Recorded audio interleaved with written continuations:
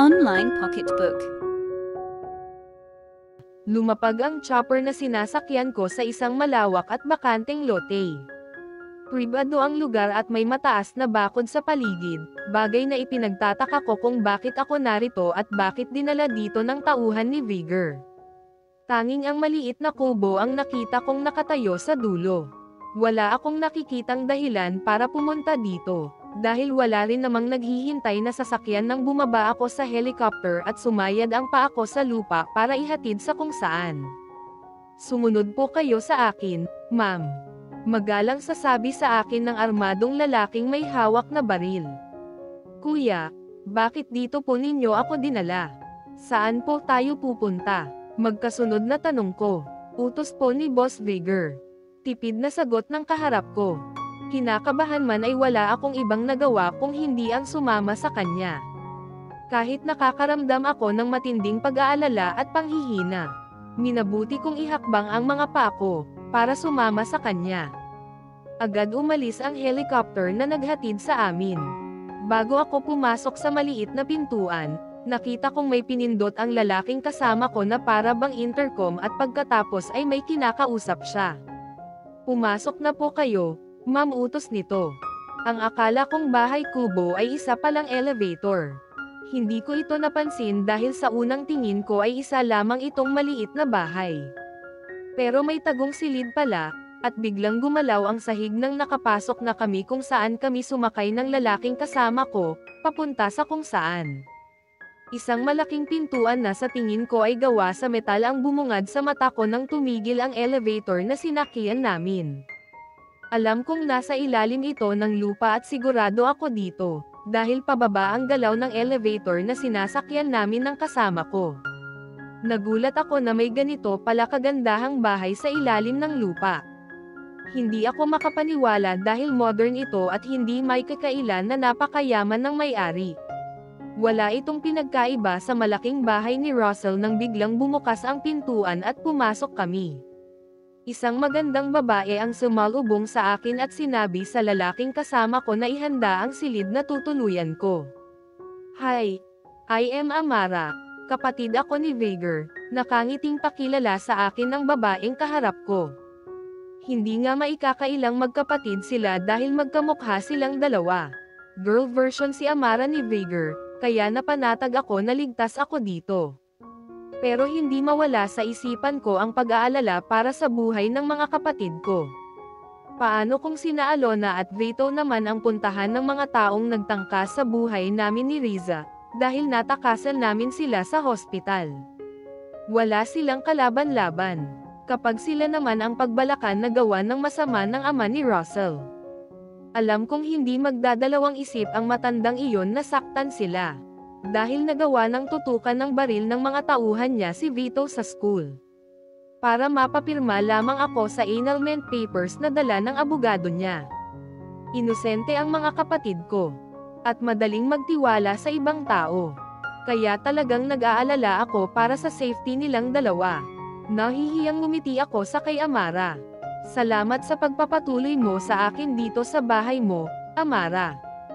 Emosyonal na sabi ko. It's okay. Open itong ang bahay ko. Anytime na kailangan ng kahit sino sa atin, sagot ni Amara. Magaan ang aura niya, katulad rin siya ni Vigor na mukhang strict. Pero bilang babae, iba pa rin sa pakiramdam na siya ang kaharap ko at hindi mga lalaking tauhan ng kapatid niya, dahil mas komportable ako. Ngumiti sa akin si Amara na para bang binibigyan niya ako ng assurance. Don't worry about your sister, akong bahala sa kanya. Sinabi niyang doktor siya at may heart surgeon umano siyang personal na pinapunta dito para maalaga ang mabuti si Riza habang narito kami. I can assure you na ligtas kayo dito ng kapatid mo. Walang kahit na sino ang pwedeng pumasok at pumunta dito sa teritoryo ko without my permission. Kaya walang mga alagad ng kalaban ni Russell ang makakalapit sa inyo habang nandito kayo sa poder ko. Sabi ni Amara, dahilan para makahinga ako ng maluwag. Ito lang naman ang kailangan ko sa ngayon. Para mapanatag ang loob ko at huwag mag-isip ng kung ano-ano. Sapat na sa akin ang narinig kong may assurance na ligtas kami at magagamot si Riza. I have set up a complete medical facility here, I assure you, Beatrix. Ligtas kayo dito ng kapatid mo. Way much better kumpara sa hospital, seryosong sabi ni Amara, dahilan kaya napangiti ako, kahit nag-uulap at namamasa ang mga mata ko. Sa narinig ko, napanatag ako. Alam kong ligtas kami dito ni Riza at maaalagaan dito ang kapatid ko. Magaan rin ang pakiramdam ko na kasama at kausap si Amara na biglang nagsalita ng malakas, kaya napatingin ako sa kanya. Oh, nandito na sila. Sabay kaming napalingon ni Amara nang bumukas ang pintuan. Pumasok si Vigor, buhat si Riza, kasama sina Dexter at Jared. Agad na tumayo ako at lumapit sa kanila. Mukhang okay naman ang kapatid ko na tulog pa rin at mukhang walang alam sa mga nangyayari sa paligid. Follow me, utos ni Amara. Mabilis siyang naglakad papunta sa isang pintuan at binuksan. Agad na pumasok kami, kasama si Vigor at pagkatapos ay ihiniga sa kama si Riza. Agad namang kinuha ni Amara ang gamit at sinuri ang kapatid ko. May nurse rin na nagkabit ng oxygen at dextrose kay Riza habang ako naman ay nakatayo at pinapanood ang lahat. Don't worry, Beatrix. She's safe here. Akong bahala sa kapatid mo, sabi ni Amara matapos sa ginagawa niya. Iginala ko ang paningin ko sa silid. Wala nga itong pagkakaiba sa hospital room na tinuluyan namin ni Riza. Kumpleto rin sa mga gamit. Mas panatag ako dito. Noong na isa palang magaling na doktor si Amara at sigurado akong hindi kami malalapitan ng mga tauhan ng ama ni Russell. Nakatayo ako sa gilid ng kama, habang pinagmamasdan ko si Riza nang marinig kong magsalita si Amara. Beatrix, pwede ka nang magpahinga. Mukha kang pagod. May nurse at kasama akong doktor na titingin sa kapatid mo. Tipid na ngumiti ako sa kanya. Salamat sa tulong ninyo ni Vigor sa amin, Amara. Namasa ang luha ko nang kabigin niya ako at tapikin sa balikat. Don't count it. Kapatid ang turingan namin ni Russell. Now that we know na hindi maganda ang sitwasyon ninyo, we're here to extend our helping hand, malumanay na sagot ni Amara. Hanga ako sa kanila at sa suportang binibigay nila sa amin ng mga kapatid ko. Pero mas lalo lamang dumami ang tanong sa isip ko at gusto kong magkaroon ng kasagutan. Kahit kinakabahan at nahihiya ay lakas loob na nagtanong ako kay Amara. Alam mo ba kung nasaan si Russell? Lumuwag ang pagkakayakap niya sa akin. Ramdam kong saglit na natigilan si Amara at ilang saglit rin ang lumipas bago siya muling nagsalita. Hindi mo ba alam kung nasaan si Russell? Tanong ni Amara habang seryosong nakatingin sa akin. Ang sabi niya sa akin, pupunta daw siya sa Russia, mahinang sagot ko. Tumanggaw-tango si Amara at pagkatapos ay inaya niya akong lumabas. Nadatnan kong nakaupo sa sofa si Vigor, kaharap sina Jared at Dexter na para bang may seryosong pinag-uusapan. Bakit hindi ninyo sinabi kay Beatrix na nandito na sa Pilipinas si Russell? Walang paligoy-ligoy na tanong ni Amara sa tatlo. Napatingin sa akin ang mga kaibigan ni Russell. Maging ako ay hindi rin nakapagsalita nang narinig ko ang tanong ni Amara sa tatlong lalaking pare-parehong nasa harap namin. Hey, Amara, sabi ni Jared. What? Narinig kong malakas na tanong agad ni Amara kay Jared na natigilan at nagpalipat-lipat ng tingin sa amin ng kapatid ni Vigor. Kailan pa umuwi dito sa Pilipinas si Russell? Matigas ang tinig na tanong ko sa mga kaharap ko. All along, nandito siya sa Pilipinas. Habang halos mabaliw ako sa pag-iisip kung ano na ang nangyayari sa kanya at bakit hindi siya tumatawag sa akin. Tapos malalaman ko ngayon, na nakauwi na pala si Russell. Napatayo naman si Jared at humakbang palapit sa akin para kausapin ako. Hey, Beatrix, huwag ka munang magalit kay Russell. Alam mo namang mahal na mahal ka ng kaibigan naming iyon. Lalo lamang sumama ang loob ko. Hindi ko maintindihan ang nangyayari. Masyadong magulo ang sitwasyon at pakiramdam ko ay napakaraming tinatago sa akin ni Russell. At alam iyon ng mga kaibigan niya. Huwag mo nang pagtakpan ang kaibigan mo sa akin ngayon, Jared. Masama ang loob na sagot ko. Lagot ka kay Russell, Jared. Bida-bida ka, hindi ka naman marunong magpaliwanag. Look how mad she is.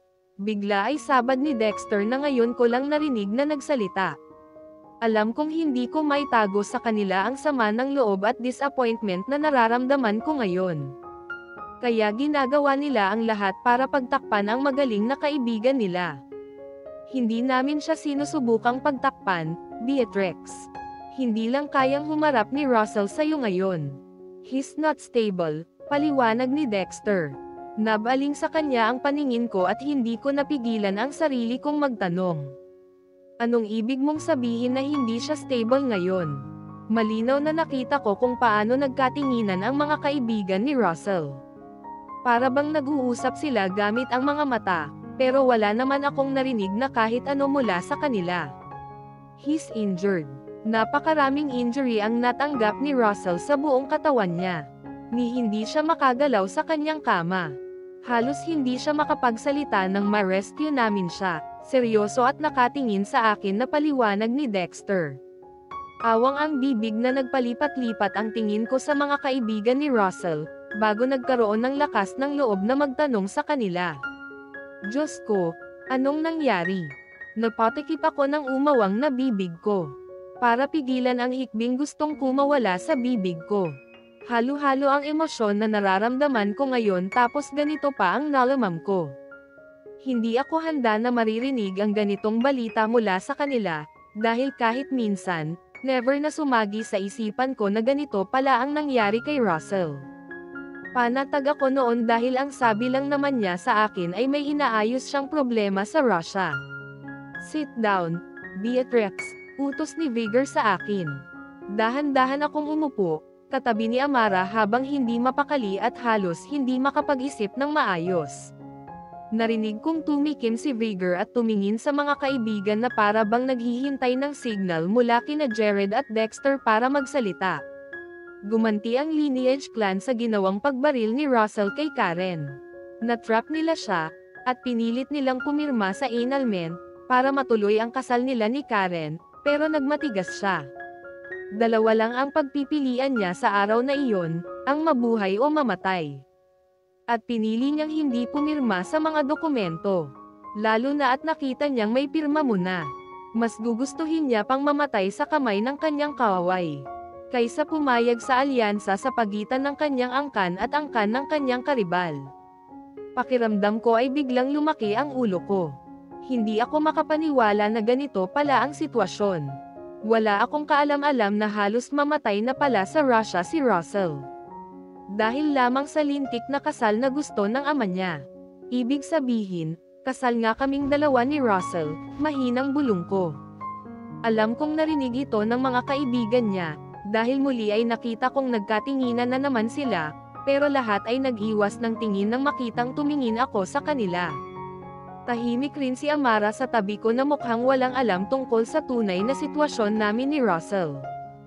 Dahil relax lang siya nang bumaling ang nagtatanong na mga mata ko sa kanya. Nasaan si Russell ngayon? Nang inig ang tinig na tanong ko. Nasa bahay ninyo, mabilis na sagot ni Vigor. Kaya pala nadula si Carla nang sumagot sa tanong ko kanina na kahapon daw niya huling nakita si Russell dahil nasa bahay nga. Talaga siya. Gusto ko siyang makita, please. Emosyonal at mahinang pakiusap ko. Gustong-gusto kong makita at makausap si Russell. Napakaraming tanong ang gumugulo sa isipan ko ngayon. Gaya na lang kung paano kami nagkaroon ng records of marriage sa NSO. Gayong malinaw na hindi naman kami nagpakasal. Mukhang naawa sa akin si Amara nang makita niyang tulala at naguguluhan ako. Bigla siyang nagsalita sa tabi ko, kaya napatingin ako sa kanya. Hindi mo kailangan pumunta doon, Beatrix, para makita mo si Russell. Anong ibig mong sabihin, Amara? Naguguluhan na tanong ko. May direct access ako sa CCTV camera at footage sa private clinic sa loob ng bahay ninyo. Actually, pati na rin sa medical facility sa mga bahay ng kapatid ko. Including Jared and Dexter House. Para mabilis kong mamonitor ang bawat pasyente doon, paliwanag ni Amara. Mukhang hindi lang sila malapit na magkakaibigan. Pakiramdam ko, May mas malalim pang dahilan, pero hindi ko ito matukoy ngayon, kaya isa ito sa gusto kong alamin at malaman. Sa ngayon, si Russell muna ang priority ko. Kailangan niyang magpaliwanag sa akin. Dahil masyadong magulo na ang buhay ko. Tapos heto at nalaman kong kasal na pala kaming dalawa, kaya ganun na lang kung sabihin niyang gusto niyang magkaanak na kami. Bumalik tuloy sa isipan ko ang mga pinag-usapan namin ni Russell noong nasa Subic pa kami at dinala niya ako sa kubo.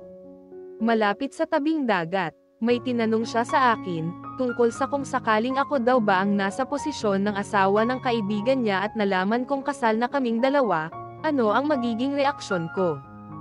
Sa tingin ko, kami talaga ang tinutukoy niya noong tanungin niya ako tungkol sa katulad nitong pangyayari, at hindi ang kung sinong kaibigan niya. Pero ang nakapagtataka, paano kami nagpakasal ni Russell nang hindi ko man lang nalalaman? Anong ginawa ni Russell para magkaroon kami ng record sa NSO at nakita ko ito mismo sa papel na dala ng abogado ng ama niya, noong pinilit nila akong papirmahin sa annulment papers naming dalawa ni Russell. Tahimik na nakatingin ako sa malaking screen sa harap ko at pinagmamasdan ang natutulog at nakahiga sa kama na si Russell. May benda siya sa ulo at ganon rin sa braso. Kanina ko pa siya pinapanood pero kahit minsan, hindi ko siya nakitang gumalaw. Ang sabi naman ni Amara ay huwag na akong mag-alala sa kanya dahil ligtas siya at nagpapagaling na. Malungkot na tumayo ako at minabutang bumalik sa silid ng kapatid ko. Para tingnan kung nagising na si Riza. Gusto ko sanang magbantay at matulog sa silid niya para may kasama siya. Pero sinabi ni Amara na bukas na lang daw, dahil kailangan kong magpahinga. Nangingitim na daw ang gilid ng mga mata ko at obvious na kulang ako sa tulog. Nakita rin niya kanina na nanginginig ang katawan ko, kaya sinabihan ako ni Amara na huwag nang magbantay ngayong gabi kay Raza, dahil may mga nurse siya na siyang magbabantay sa kapatid ko magdamag. Nang masiguro natulog pa rin ang kapatid ko at may mga nurse nga na nagbabantay sa kanya ay lumabas ako sa silid na tinutuluyan ni Riza, at naglakad papunta sa room na gagamitin ko, habang dito ako nakatira sa safe house ni Amara. May ilang damit siyang binigay sa akin. Sapat para may bihisan ko at siyang nagamit ko matapos maligo. Tinawagan ko muna sina Alona at Vito na sa tingin ko ay wala pa rin ideya na nasa bahay na si Russell. Dahil nang tanungin ko sila kung nakita ba nila ang Kuya Russell nila ay parehong hindi ang naging sagot ng mga kapatid ko. Hindi ko alam kung ilang minuto akong nakatingin sa kisame ng dalawin ng antok. Dala na rin ng ilang araw na pagod at puyat, sinabayan pa ng labis na pag-aalala sa kalagayan namin ni Riza. At biglang hindi pagtawag sa akin ni Russell ay agad na nakatulog ako. Umaga na nang magising at bumangon ako. Matapos maghilamos at magsipilyo, gamit ang bagong toothbrush na binigay rin ni Amara ay bumaba ako. Nadatnan ko ang isang babaeng sa tingin ko ay kasambahay ni Amara dito sa safe house niya.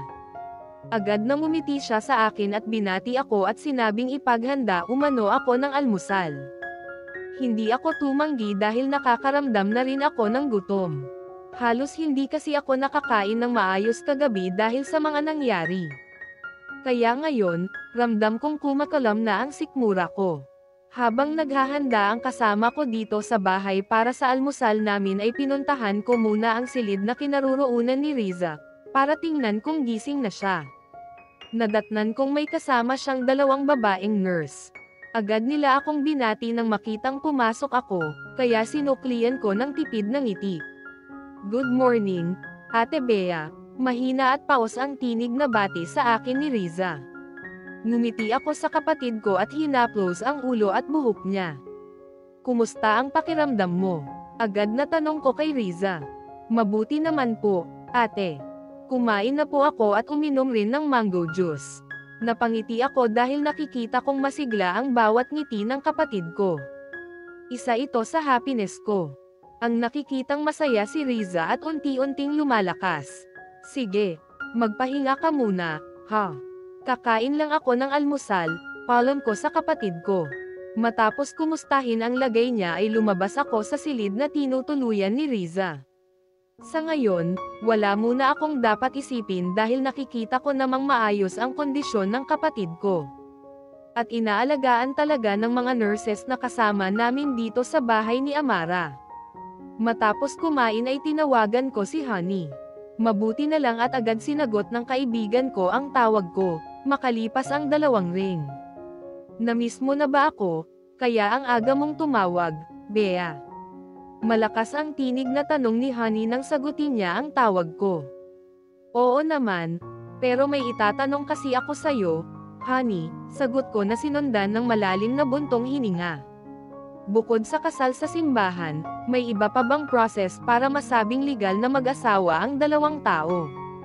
Walang paligoy-ligoy na tanong ko. Bakit mo tinatanong iyan?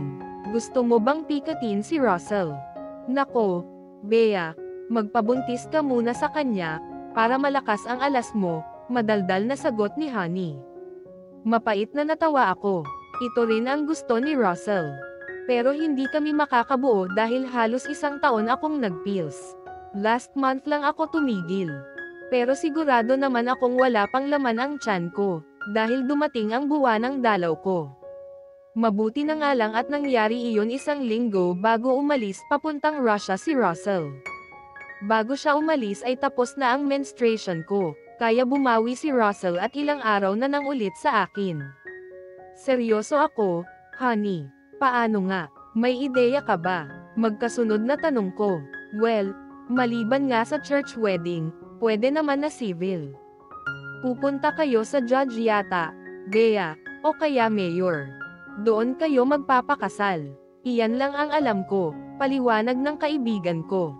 Ganyan rin naman ang alam ko, kaya nagtataka ako kung paano kami nagkaroon ng marriage certificate ni Russell kung pareho naman naming hindi ginawa iyon. Wala na bang iba?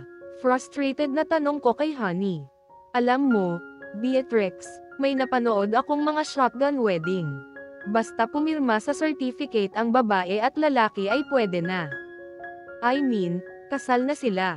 Napapikit ako, dahil parang bumbilya na umilo sa isipan ko ang tagpong naalala ko. Malinaw na natatandaan ko na pumirma ako sa documents na binigay sa akin ng abogado ni Russell sa loob ng library niya. Sigurado ako na maliban sa kontrata, may 2 papeles pa siyang pinapirmahan sa akin. Pero dahil magulo ang isip ko ng gabing iyon at hindi makapag-isip ng maayos ay hindi na ako nagtangkang magtanong sa kanila kung para saan iyon. Nakakatakot kasi ang tagpong iyon. Kakaiba ang ugali ni Russell na nakita ko ng gabing iyon, at pinagbantaan pa niya ang buhay ni George, kaya wala akong nagawa noon kung hindi ang pumayag sa kagustuhan niya. Bakit natahimik ka na dyan, Bea? Ano, may pinirmahan ka bang papel? Kasal na kayo ni Papa Russell? Pilyang tanong ni Honey. Posible ba talaga ang ganyan, Honey? Naguguluhan na tanong ko. Oo naman, Bea. Kahit naman sa mga movies lang nangyayari yan. Pero kung pumirma ka sa marriage certificate at ganun rin siya, sure na kasal na kayong 2, madaldal na paliwanag ni Honey. Frustrated na napabuntong hininga na lang ako. Posibleng ang kasal na kami ni Russell kung ganyan talaga ang nangyari. Kahit walang wedding ceremony, basta nag-sign kayo sa certificate at na-i-file sa registry office, pwede na yatang i-consider ang ganyan, Bea. Sabi pa ni Honey. Napagtanto ko na baka ang huling 2 papeles na pinirmahan ko ay ang documents na kailangan ni Russell para makapag-fill ng marriage certificate sa NSO. Hindi pa ako sigurado, dahil hindi ako pamilyar sa proseso, pero iyon ang pinaghihinalaan ko. Bukod kasi doon ay wala na akong ibang papeles na nilagyan ng signature ko. Maliban sa mga documents na binigay ng abogado niya para daw sa kontrata naming 2. Pakiramdam ko ay biglang sumakit ang ulo ko, dulot ng labis na pag-iisip. Hindi ko nga alam kung paano ako nagpaalam kay Honey. Dahil bigla ko na lang ibinaba ang cellphone na hawak ko at nauwi sa malalim na pag-iisip. Pinagtagpi-tagpi ko ang lahat. Iyon lang talaga ang naalala kong may papeles akong pinirmahan. Pero naisip ko rin na posible rin na peke ang kasal namin ni Russell. Dahil may gamaya sa signature ko, since nakita naman niya kung paano ako pumirma. Lalo lamang akong naguguluhan. Ang daming tanong sa isipan ko, kung bakit ginawa iyon ni Russell. Kahit may bahagi ng isipan ko ang naalala kung ano ang pinag-usapan naming dalawa sa loob ng kubo niya sa Subic. Sa totoo lang, hanggang ngayon, hindi ko makapa sa puso ko kung galit ba ako kay Russell. Masama ang loob ko kapag naiisip kung niloko niya ako. Paulit-ulit na tinatanong ko sa isipan ko kung bakit niya ginawa iyon, gayong may kontrata naman kaming dalawa at pwede niya akong kausapin, pero pinili niya ang maglihim. Simula nang makita kong nasa bahay na si Russell ay pinili kong huwag na siyang panoorin. Lalo lamang kasi akong nasasaktan at napakaraming tanong ang laman ng isipan ko habang nakikita ko siya. Ilang araw kaming narito sa bahay ni Amara. Araw-araw siyang pumupunta dito at kinakamusta kami ng kapatid ko. Hindi rin natuloy ang dapat na sana ay operasyon at pag-alis namin ni Riza, dahil ayon naman sa mga doktor niya ay unti-unting gumaganda ang kondisyon niya. Parang nagdahilan lang daw ang kapatid ko. Naging mas masigla siya at nagagawang kumain ng mas maayos. Malaking bagay na hands-on sa kanya ang specialist doctor na kaibigan ni Amara maging ang nutritionist na nag-aalaga sa kanya. Mahigit 1 linggo rin kaming namalagi sa bahay ni Amara. Siya na rin ang personal na naghatid sa amin ni Riza dito sa bahay ni Russell. Mabuti na lang at agad na pinagbuksan kami ng gate ng tauhan ni Russell nang makita kami. Walang kahit anong tanong na nakapasok kami at tumigil ang kotse ni Amara sa tapat ng malaking pintuan. Maraming salamat, Amara. Tatanawin kong utang na loob sa iyo ang pagpatira mo sa amin ni Riza sa bahay mo, lalo na ang napakalaking tulong mo sa gamutan ng kapatid ko, emosyonal na sabi ko kay Amara, bago buksan ang pintuan ng sasakyan niya sa tabi ko. Ngumiti rin sa akin si Amara at nagsalita. Wala iyon. Gaya nga ng sabi ko sa iyo, open ang safe house ko, anytime na kailangan ninyo. Alam kong sincere si Amara sa pagtulong sa akin, kaya hindi ko kayang lumabas dito sa sasakyan niya nang hindi nagpapasalamat sa kanya. Wala akong ibang masasabi kung hindi salamat sa napakalaking tulong ninyo sa amin ng kapatid ko. Amara, utang ko sa inyo ang buhay namin ni Riza. Huwag mo nang isipin yan, Beatrix. If you need help, at sa tingin mo ay makakatulong ako, tawagan mo lang ako, malumanay na sagot ni Amara. Pidgel ang luha, ngumiti ako sa kanya. Salamat, Amara. Naluluha ako at tinanguan lang ni Amara. Mukha man siyang strict, pero nakikita kong mabuti ang kalooban niya. Niyaya ko siyang pumasok sa bahay, pero tumanggi siya at sinabing hindi umano siya pwedeng magtagal, dahil may gagawin siyang trabaho. Matapos naming magpasalamat ni Riza ay bumaba na kami sa sasakyan ni Amara. Sabay pa kaming kumaway ng umusad ang kotseng minamaneho niya. Hanggang humarurot palabas sa driveway. Ma'am Beatrix, Riza, nako, dumating na pala kayong dalawa. Bakit hindi man lang kayo nagsabi para nas-ando namin kayo? Salubong na tanong ni Melanie nang makita kaming pumasok ng kapatid ko. Excited na lumapit si Melanie sa amin at agad na niyakap si Riza. Mukhang nagustuhan mo doon sa pinuntahan ninyo. Aba, mas lalo kang gumanda at pumuti. Ate Melanie naman, dati na kaya akong maganda, nakangiting sagot ni Riza. Bumaling sa akin si Riza at nagtanong. Di ba sabi mo, magaganda ako, Ate Bea? Mabilis na tumango ako bilang sagot sa tanong ng kapatid ko. Napangiti na rin ako at bumaling kay Melanie. Sinabi ko sa kanya na samahan si Riza sa silid niya at siya muna ang bahala sa kapatid ko. Sumunod naman si Melanie sa sinabi ko. Kaya hinanap ko ang daan papunta sa underground ng bahay, kung saan naroon ang klinik at doon nakakonfine si Russell. Miss Beatrix, dumating ka na pala. Tila nagulat na sabi ni Miss Sylvia nang makita at nakasalubong ko.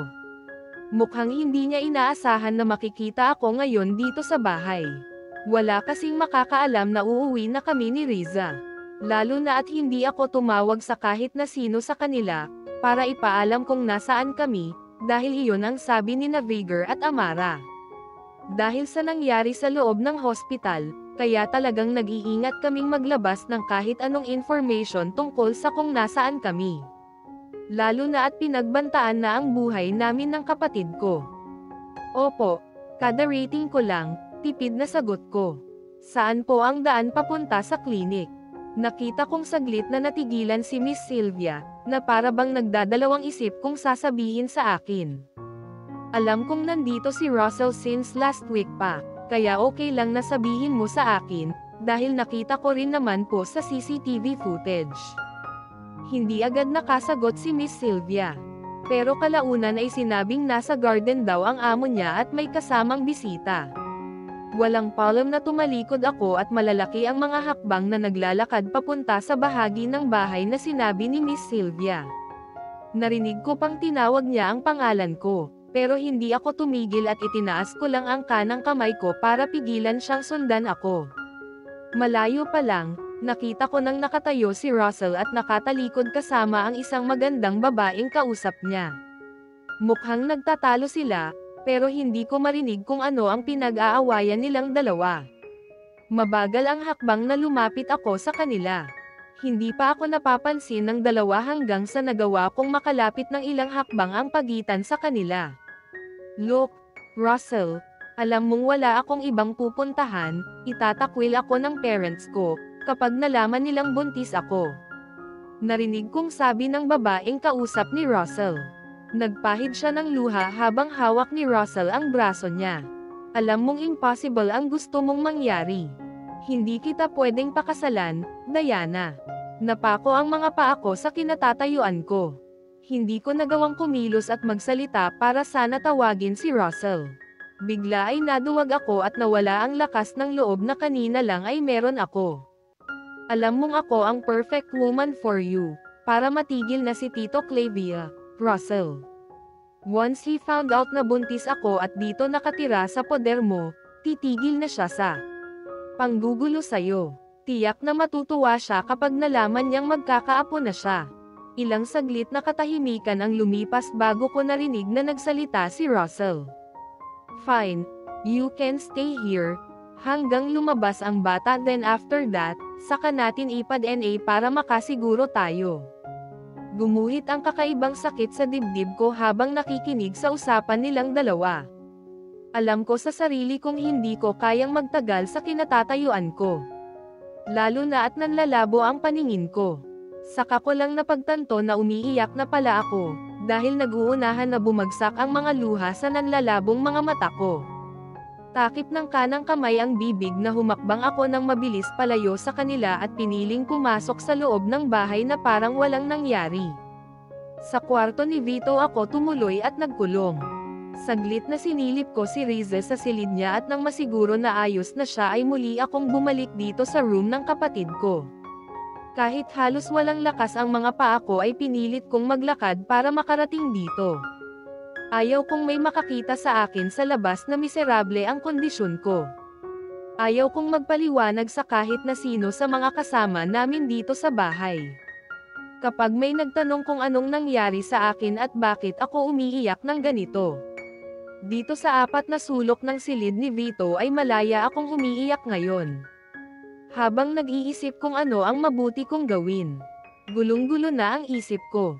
Gusto ko sanang makausap si Russell kaya agad na pinuntahan ko siya sa garden. Pero paano ko siya kakausapin kung kasama niya ang isa na namang babaeng may kaugnayan sa kanya? Sinamantala kong wala pa si Vito. Kaya malaya akong umiyak habang nakaupo at nakatiklop ang mga tuhod sa ibabaw ng sofa. Ang sakit-sakit na sa dibdib. Pakiramdam ko, umabot na ako sa sukdulan ngayong may babae na namang dumating dito sa bahay. Tapos buntis pa at kaya niyang ibigay ang anak na gustong-gusto ni Russell. Napalingon ako nang makarinig ako ng sunod-sunod na katok mula sa pintuan. Wala akong lakas para kausapin ang kahit na sino dito sa bahay. Sigurado naman akong hindi siya ang kapatid ko, dahil hindi pa oras ngayon para umuwi dito sa bahay si Vito. Hinayaan ko lang ang kung sinong nasa labas na kumatok, hanggang napagod siya at kusang tumigil. Wala akong pakialam ngayon sa kahit na ano, dahil binabalot ng labis na lungkot at galit ang dibdib ko. Hindi ko alam kung paano haharapin at kakausapin si Russell. Kanina, buo na ang pasya ko. Malakas ang loob kong kausapin siya at lumapit sa kanya, pero hindi ngayon na may ibang babae na naman ang sangkot sa buhay naming dalawa. Isang pasya ang nabuo sa isipan ko. Gusto ko nang lumayo sa kanya at umalis sa bahay na ito, para sa katahimikan naming lahat. Sapat na ang 1 taon na nagsama kami ni Russell, at siguro naman, titigilan na niya ako ngayong may nabuntis na siya at dito na rin titira. Hindi lang para sa akin ang pasya kong ito kung hindi para sa amin ng mga kapatid ko. Malapit nang matapos ang school year, pwede na silang lumipat sa public school, kapag bumalik kami sa dati naming bahay. Alam kong magbabago ang takbo ng buhay namin. Mag-a-adjust ulit ang mga kapatid ko, pero ito ang dapat kong gawin para sa katahimikan naming lahat. Hanggang malapit kami kay Russell, paulit-ulit na malalagay ang buhay ng mga kapatid ko sa panganib. Hindi biro ang nangyari sa ospital nang sumugod doon ang armadong kalalakihan at pinagtangkaan ang buhay namin ni Riza. Hindi ko alam kung tauhan sila ng ama ni Russell o posible rin na mula raw sa angkan ni Karen. Narinig kong sinabi ito ni Dexter habang nag-uusap silang magkakaibigan sa bahay ni Amara, pero dahil masyadong magulo ang isipan ko, kaya hindi ako nagtanong sa kanila. Muli ay magkasunod at malalakas na katok ang narinig ko mula sa labas. Naririnig ko ang tinig ni Russell na tinatawag ako, pero itinakip ko na lang ang 2 mga kamay ko sa tenga ko dahil ayaw kong marinig ang kahit anong ingay mula sa labas. Alam kong sumabog na ng tuluyan ang emosyon ko. Hindi ko kontrolado ngayon ang sarili ko at baka kapag magkaharap kaming 2 ni Russell ay kung ano pa ang masabi ko sa kanya. Ayaw kong nagagalit ako, dahil alam kong nagiging emosyonal ako. Gusto kong kalmado pa rin ako kapag humarap kay Russell dahil kilala ko ang sarili ko. Mas gusto kong mag-isa at nagtatago kapag masama ang loob ko. Ayaw kong makipag-usap sa kahit na sino, pero mukhang hindi ito mangyayari ngayon dahil narinig kong bumukas at sumara ang pintuan. Kahit hindi ako magangat ng mukha at magmulat ng mga mata ay alam kong may kasama ako dito sa silid ni Vito. Hindi ito may tatanggi ng amoy ng pabangong pamilyar sa akin. Ramdam ko nang umupo siya sa tabi ko. Hindi ako kumilos at nanatiling nakatikip ang mga kamay sa tenga at nakapatong ang mukha sa nakatiklop na mga tuhod. "Please talk to me, baby." Narinig kong sabi ni Russell, pero hindi ko kayang sumagot. Ang bigat-bigat ng pakiramdam ko sa dibdib ko. Alam kong kapag bamuka ang mga bibig ko ay sasabog ako ng tuluyan. Bagay na iniiwasan ko, dahil ayaw kong umabot ako sa ganang sitwasyon. Bigla akong niyakap ng mahigpit ni Russell. Gaya ko, tahimik rin siya at hindi nagsalita matapos kong hindi sumagot sa kahit anong sinabi niya. "I missed you so much." Mahinang bulong ni Russell na hinalikan pa ako sa sentido at buhok ko. "Gusto ko nang umuwi sa amin, Russell. Tama na." Biglang kumawala ito sa bibig ko nang hindi ko nagawang pigilan ang sarili ko. Alam kong natigilan si Russell. Bigla ay tila nanigas siya sa tabi ko, na para bang hindi siya makapaniwala sa narinig na sinabi ko. "Hindi, Bea. Alam kong nalilito ka, galit ka sa akin, pero huwag naman ganito." Tila hirap ang kalooban na sabi ni Russell sa akin. Mahinang umiling ako habang tikom ang mga bibig. Bigla kasing bumagsak ang mga luhang kanina ko pa pinipigilan dahil sobrang emosyonal ako ngayon sa mga oras na ito. "Let me explain, Bea. Promise. I will make it up to you, baby." Ramdam ko na may kakaiba sa tinig ni Russell na para bang naguguluhan rin siya at tila ba hindi malaman kung paano magpapaliwanag sa akin ngayon para ma-convince niya ako. Ayoko ng ganitong buhay, Russell. Hindi ko kayang nakikitang nalalagay sa panganib ang buhay ng mga kapatid ko. Hindi na bilang ako, kaya ko pa. Pero umabot na sa puntong pati sila ay gusto ng saktan ng tatay mo para makuha ang gusto niya, na kayo kong sagot ko. Mas lalong humigpit ang pagkakayakap sa akin ni Russell na para bang ayaw niya akong pakawalan. "I promise, ginagawa ko ang lahat para protektahan kayo ng mga kapatid mo, Beatrix." Please trust me. Napailing ako, dahil ilang ulit ko nang ginawa iyon, pero pakiramdam ko, naging tanga ako at naging sunod sunyerin lang sa kanya. Ilang ulit ko nang ginawa iyon, Russell. Pero isa iyon sa pagkakamaling hindi ko dapat ginawa, masama ang loob na sagot ko, dahil naalala ko kung paano ako parang basahan na tinapaktapakan ng tatay niya. Hindi, Bea. Don't say that, garalgal na pakiusap ni Russell. Hinalas ko ang nakapulupot na braso niya sa katawan ko. Kahit luhaan ako, nagawa kong titigan siya sa mga mata. Sabihin mo sa akin ang totoo.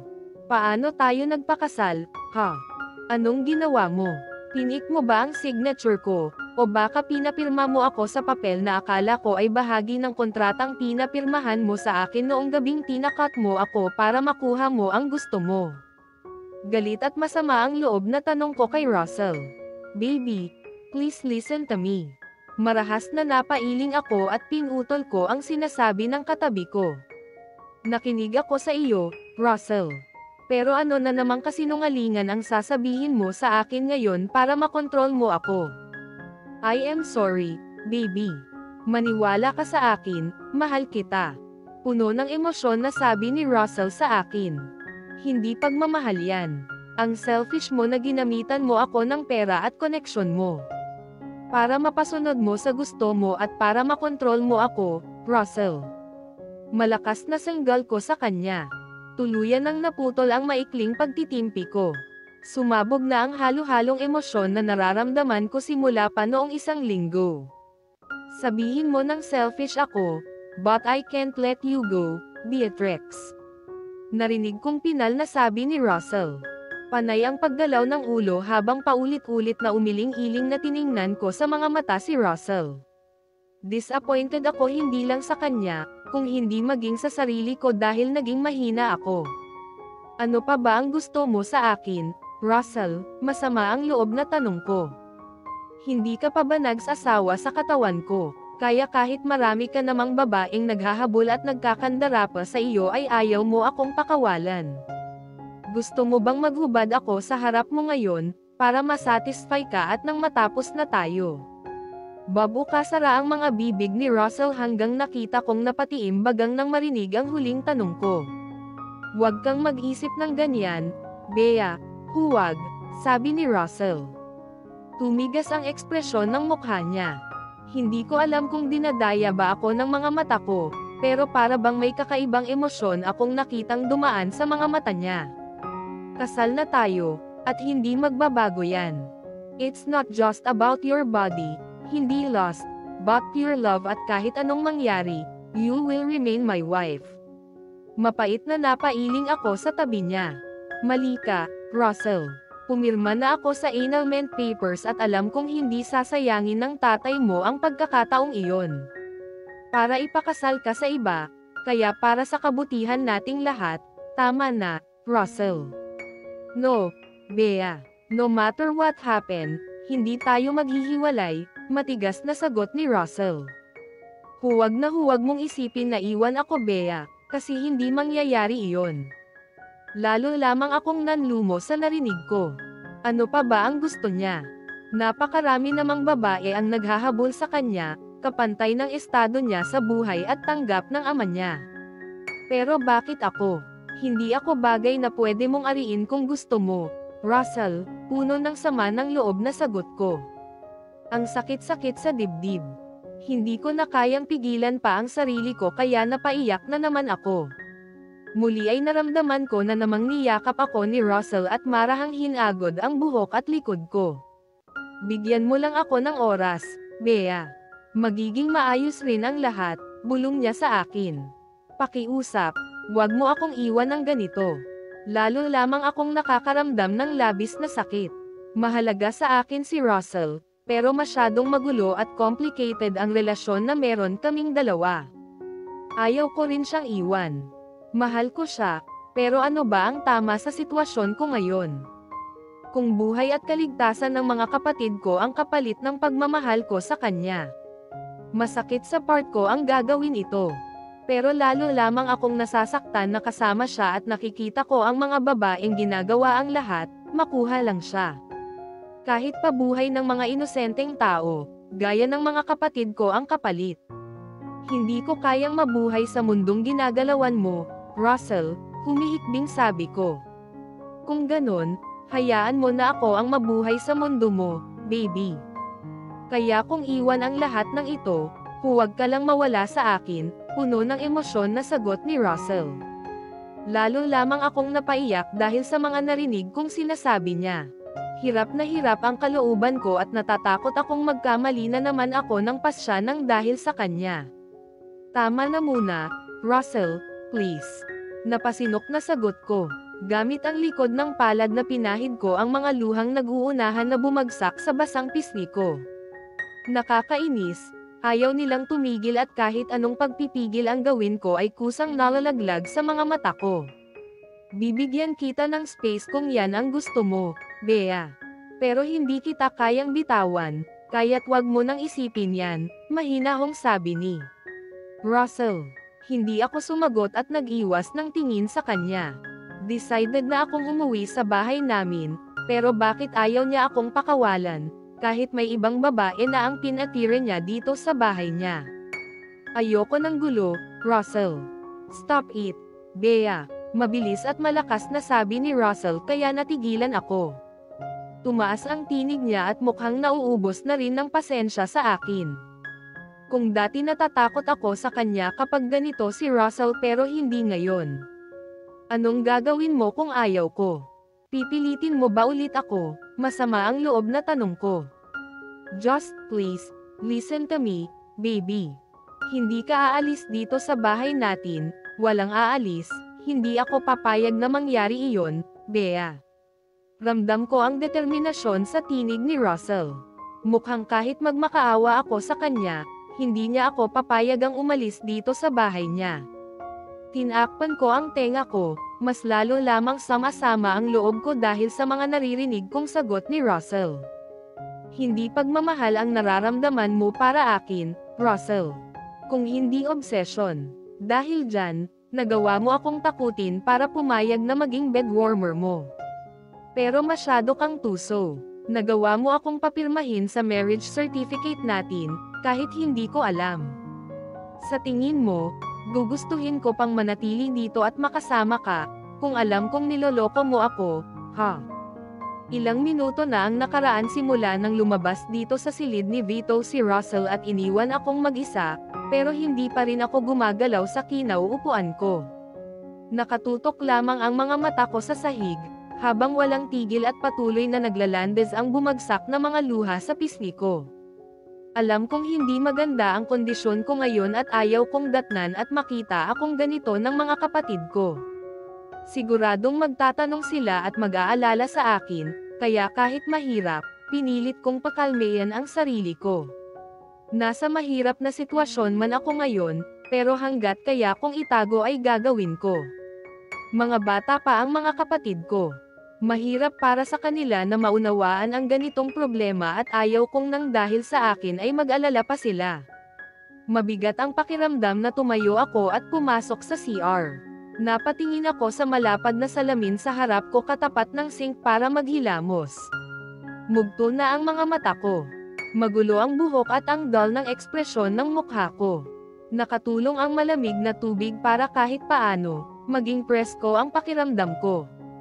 Gamit ang puting tuwalya, tinuyo ko ang mukha ko at pagkatapos ay agad lumabas at nanghihina na humiga sa kama. Wala akong lakas ng loob para bumalik sa silid ni Russell. Natatakot akong baka doon na niya pinatuloy ngayon ang babaeng nabuntis niya. Bagay na iniiwasan kong makita, dahil alam kong lalo lamang akong masasaktan. Meaning kasi, kahit nagsasama kami dito sa bahay niya ay may ibang babae pa siyang ibinabahay at pinupuntahan. Isipin ko pa lang na ganon nga ang nangyari ay napakasakit na sa pakiramdam. Ang sabi ni Russell, mahal niya ako. Pero bakit may ibang babae ngayon ang buntis at dito pa niya patitirahin? Hindi ko kayang sikmurain ang ideya na dalawa kaming magsasama dito. Kaya nagpasya akong sabihin sa kanya na ayaw ko na. Pakiramdam ko, durog na durog ang puso ko. Naduwag akong magtanong kay Russell nang pumunta siya dito at nakausap ko kanina, dahil natatakot akong marinig mismo, mula sa kanya ang tungkol sa babaeng nakita kong kausap niya. Nagkunwari akong walang alam. Pinigilan ko ang sarili kong magtanong, dahil ang sakit-sakit na ng dibdib ko at wala akong ibang magawa kung hindi ang umiyak at magkulong dito sa silid ng kapatid ko. Hindi ko alam kung paano ako nakatulog. Nagising ako nang may narinig akong mahinang kaluskos, katunayan na may ibang tao dito sa silid at may kasama ako. Masakit ang ulo na nagmulat ako ng mga mata.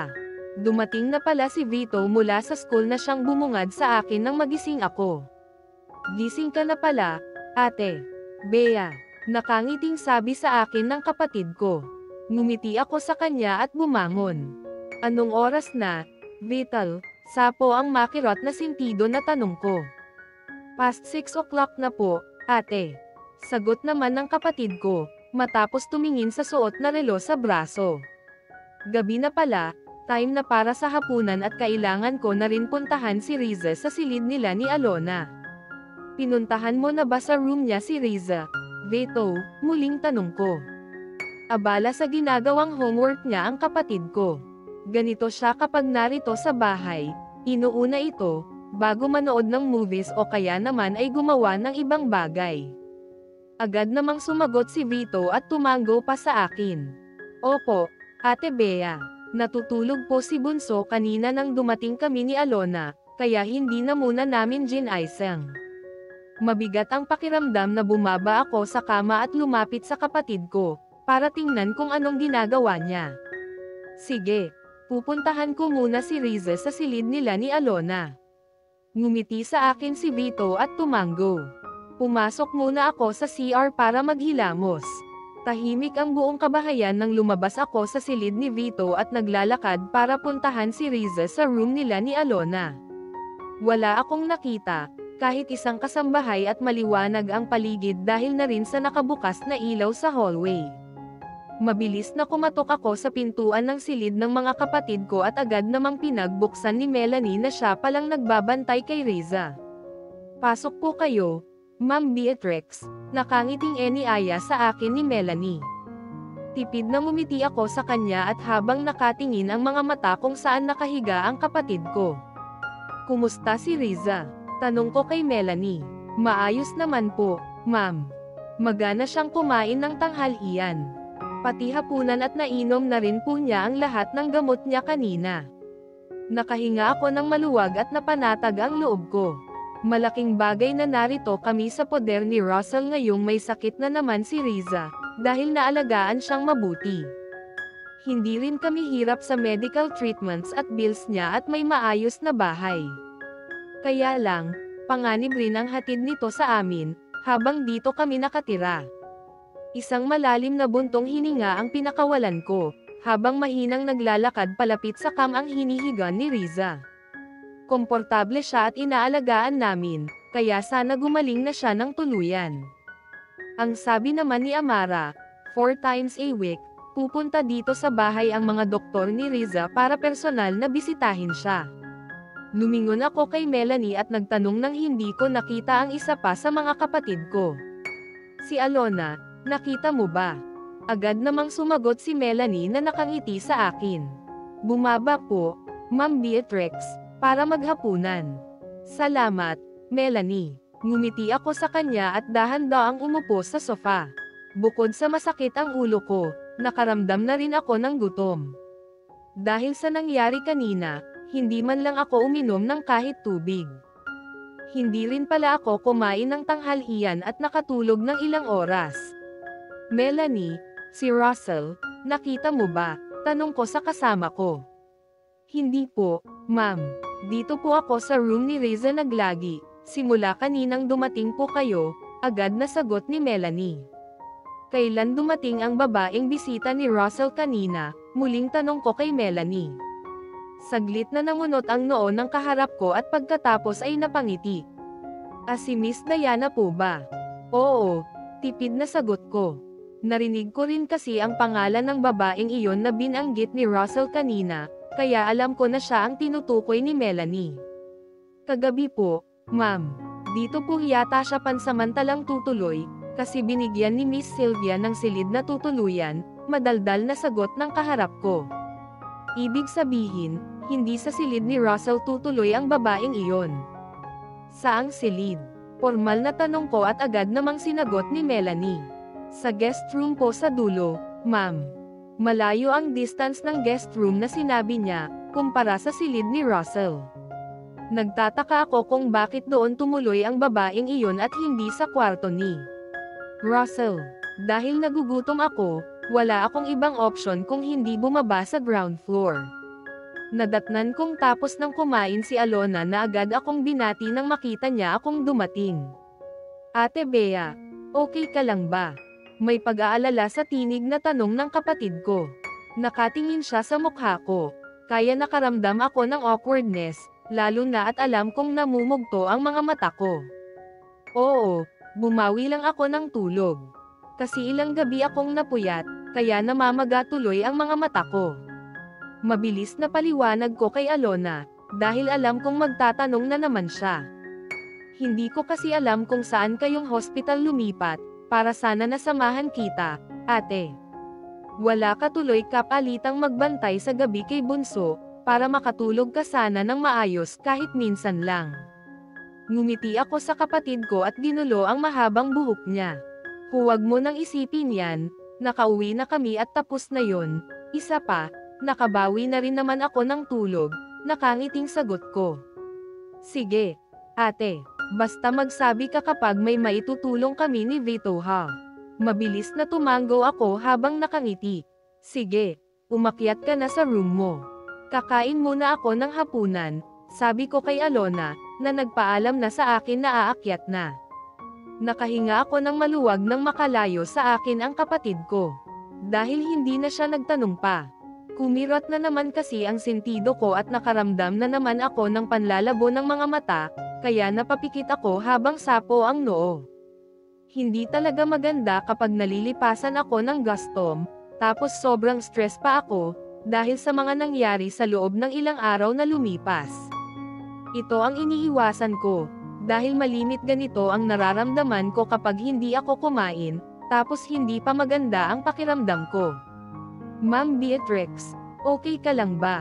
Narinig kong nag-aalalang tanong ni Carla sa akin. Sapo ang ulo na tumango ako. Pwede mo ba akong ikuha ng tubig? Mahinang tanong ko. Ay nalalayan niya akong makaupo sa upuang kaharap ng lamesa at agad nagsalin ng tubig at inabot sa akin. Heto po, ma'am. Uminom ka muna. Mabilis na inabot ko ang baso at nang inag ang kamay na dinala malapit sa bibig ko. Ito ang ayaw ko kapag nalilipasan ng gutom dahil nanghihina talaga ako. Salamat. Okay na ako. Nahihiyang sabi ko, dahil nakita ako ni Carla sa ganitong sitwasyon. Sandali po, ma'am, ikukuha muna kita ng pagkain mo. Mabilis na wala sa tabi ko si Carla at hindi nagtagal, bumalik na may dala ng tray na puno ng pagkain. Kahit masakit ang ulo at nanghihina, pakiramdam ko ay sumigla ako nang naamoy ko ang mabangong aroma ng pagkain na nanunuot sa ilong ko. Bumaling ako sa katabi kong kasambahay ni Russell at nagpasalamat sa kanya. Salamat, Carla. Ngumiti sa akin si Carla at nagtanong kung may kailangan pa ba ako. Umiling lang ako kasabay ng mahinang sagot ko. Nagsimula akong kumain, pero alerto ang mga mata at pandinig ko. Hindi ko kasi nakita dito sa ground floor si Russell, pati na rin ang babae niya, kaya nagmadali akong kumain, para matapos agad at makabalik na ako sa silid ng kapatid ko. Laking pasasalamat ko na hindi ko nakita ang anino ng dalawa. Hanggang natapos akong kumain at nakabalik sa silid ni na Alona. Nadatnan kong gising na si Riza at nananyad ng palabas. Kumusta ang pakiramdam mo, bunso? Agad na tanong ko sa kapatid ko. Ate, ayos na ako dito. Hindi mo na ako kailangan na bantayan. Narito naman si Ate Alona at Ate Melanie, nakangiting sagot ni Riza sa akin. Oo nga, ate, magpahinga ka muna. Kami na po ang bahala dito, para makabawi ka rin ng sapat na lakas, sagot ni Alona. Ngumiti ako sa kanya at sinabing dito ako matutulog sa silid nila para bantayan si Riza, pero hindi pumayag si Alona. Ang haggard ng looks mo, ate. Baka ikaw naman ang sumunod na magkasakit niyan. Huwag kang mag-alala, kaya naming bantayan ni Ate Melanie si Riza. Sagot ni Alona na kulang na lang ay ipagtabuyan ako palabas sa silid nila. Oo nga po, ma'am. Beatrix, pumupunta rin po dito si Dr. Jaime, para tingnan si Riza, kaya huwag mo na siyang alalahanin. Sabat naman ni Melanie at sinabing magpahinga muna ako, dahil mukhang hindi rin daw maganda ang pakiramdam ko. Hindi ako nagpumulit sa kanila dahil alam kong magtataka sila. Isa pa, masakit talaga ang ulo ko, para makipagtalo sa kanila at ipilit ang gusto ko.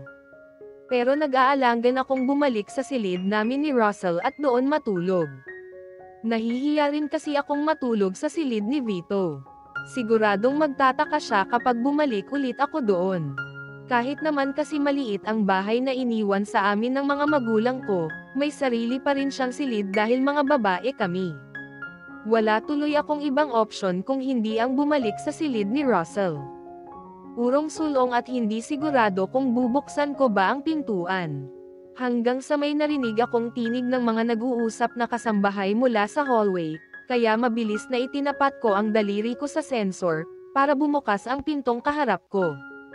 Ayaw kong makita nila akong narito. Lalo na at dito na nakatira ang babaeng nabuntis ni Russell.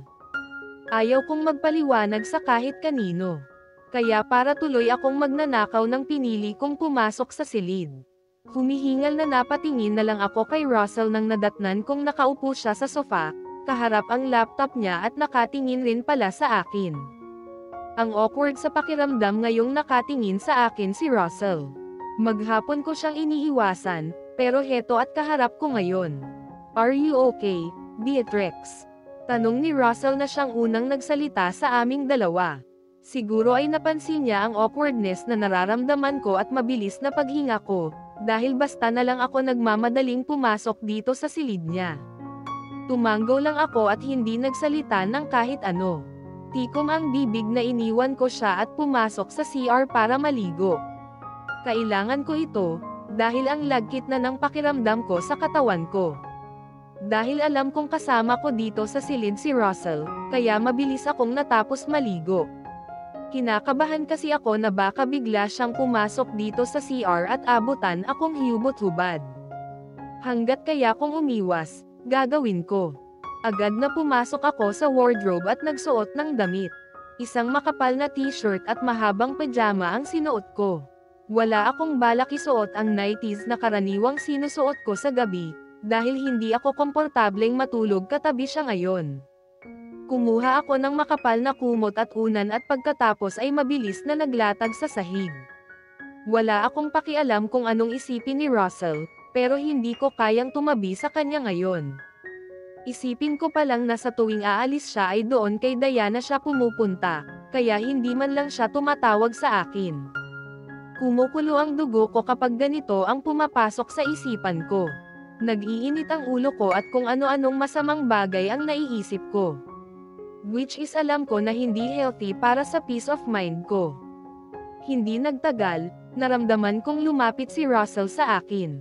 Narinig ko pa ang mahinang tinig mula sa kanya.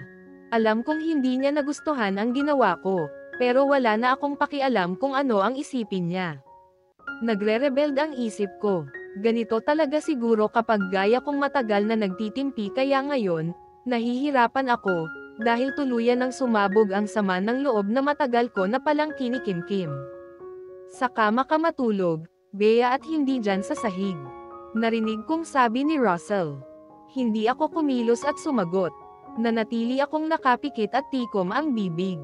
Nagkunwari akong natutulog na habang mariin na nakapikit at magkadikit ang mga bibig. Ang hirap magpanggap, lalo na kapag ganito ang sitwasyon. Alam kong hindi titigil si Russell at katunayan dito kung paano siya biglang lumuhad sa harap ko. Mabilis umikot ang mga braso niya sa katawan ko at pagkatapos ay agad akong binuhat. Pakiramdam ko ay dinuduyan ako. Hindi maganda ang pakiramdam ko. Tapos ganito pa ang sitwasyon naming dalawa. Ayaw kong magkasakit, lalo na at sobrang stressed ako recently. Kaya minabuti kong magpahinga na lang muna. Wala akong pakialam kahit inilapag niya ako sa kama. Bahala siya sa buhay niya ngayon. Masama ang loob ko at naiinis ako. Kaya ayaw ko talaga siyang kausapin. Kahit mahirap pigilan ang emosyon ko. Pinili ko ang pumikit at huwag siyang kausapin. Nagkunwari akong natutulog, kahit alam ko namang alam ni Russell na nagtutulog-tulugan lamang ako. Hindi siya nagsalita, pero narinig kong nagpakawala ng isang malalim na buntong hininga at pagkatapos ay kinumutan ako. Nahihilo ako, masakit ang ulo ko at umiikot ang paningin ko. Sinabayan pa ito ng hindi magandang pakiramdam ko sa sarili ko, dahil talagang galit ako sa kanya ngayon. Hanggat kaya ko, umiiwas akong huwag magalit, dahil alam kong hindi maganda ang impact sa akin kapag umabot na ako sa ganito. Siguro ay dahil masama ang pakiramdam ko, kaya nakatulog ako. Hating gabi na ako nagising. Wala si Russell sa tabi ko nang bumangon ako at igala ko ang mga mata ko. Dahil naiihi, pumasok ako sa CR at pagkatapos ay lumabas ng silid para puntahan si Riza. Gusto kong tingnan ang lagay niya ngayon. Kahit sinabi ng doktor niya na kahit paano ay maayos na raw ang kondisyon ng kapatid ko ay hindi pa rin ako mapalagay, lalo na at traidor ang sakit sa puso. Tulog na sina Alona at Riza nang pumasok ako sa silid nila. Tanging si Melanie ang gising at binabantayan nga ang kapatid ko. Ako na muna ang dito, Melanie. Matulog ka na, sabi ko sa kasama naming kasambahay. Ayos lang po ako, Ma'am Beatrix. Pwede naman po akong matulog sa araw, sagot ni Melanie pero umiling ako. Ngumiti ako sa kanya at umupo katabi niya. Okay na ako, Melanie. Nakatulog na ako maghapon at kagigising ko lang ngayon. Wala siyang magawa kung hindi sundin ako. Magalang na nagpaalam sa akin si Melanie at pagkatapos ay lumabas na dito sa silid ng mga kapatid ko. Naiwan akong mag-isa na nagbabantay. Hanggat hindi ako nakakasiguro na maayos na talaga ang lagay ng kapatid ko, ayaw kong maiwan siyang mag-isa. Mabuti na lang at panggabi sa trabaho si Honey. Kachat ko siya kapag walang customer sa coffee shop. Gusto na daw niya mag-resign sa trabaho para lumipat sa bar ni George. Kaya lang, gwapo daw ang bagong boss niya, kaya ayaw niyang iwan dahil kawawa naman daw. Natawa ako habang binabasa ko ang mga chat message ni Honey. May group chat kaming tatlo, pero abala ngayon si George dahil marami raw tao sa bar niya. Lumipas ang magdamag na gising ako at nagbabantay kay Riza. Payapa naman ang naging tulog nilang dalawa ni Alona, kaya napanatag ako. Maaga pa lang ay gising na si Alona para pumasok sa school. Sumabay na ako sa kanilang mag-almusal ni Vito at pagkatapos ay hinatid ko sila sa garahe, kung saan naghihintay sa kanila ang bodyguard at driver na maghahatid sa kanila sa school na pinapasukan nila. Isang linggo na lang, matatapos na ang school year nila. After that, bakasyon na. Pero hanggang ngayon, hindi ko alam kung paano kami makakabalik sa dati naming bahay. Mabagal ang hakbang na tinungo ko ang garden. Dito ko gustong pumunta kapag ganitong mabigat ang pakiramdam ko at magulo ang isipan ko. Maganda ang paligid at masarap sa pakiramdam ang malamig na ihip ng hangin. Nakaupo lamang ako sa bench nang may babaeng dumaan at mukhang patungo sa swimming pool. Agad na nakilala ko kung sino ito. Siya ang babaeng kausap ni Russell kahapon dito sa garden ng puntahan ko. Nakasuot siya ng roba at mukhang maliligo sa pool. Akala ko hindi niya ako napansin, pero lumingon ito sa akin at para utusan ako. Bring me some orange juice here. No ice, no sugar. Napatingin ako sa kanya. Mabilis at malakas ang tibok ng puso ko. Pero nagawa kong sumagot sa babaeng. Nabuntis ni Russell. Sige. Tipid at maikling sagot ko. Hindi ko na hinintay na sumagot at magsalita pa ang babaeng kaharap ko. Mabilis na tumayo ako at tumalikod. Malaki ang bawat hakbang ko palayo sa kanya dahil iniiwasan ko siya, pero mukhang sinusubukan talaga ako ngayon ng pagkakataon, dahil nagkita kaming dalawa. Pumunta ako sa kusina at naabutan kong abala si Carla. Good morning, Ma'am Beatrix, may kailangan po ba kayo? Ngumiti ako kay Carla at sinabi ko na gustong uminom ng juice ng babaeng bisita namin dito sa bahay.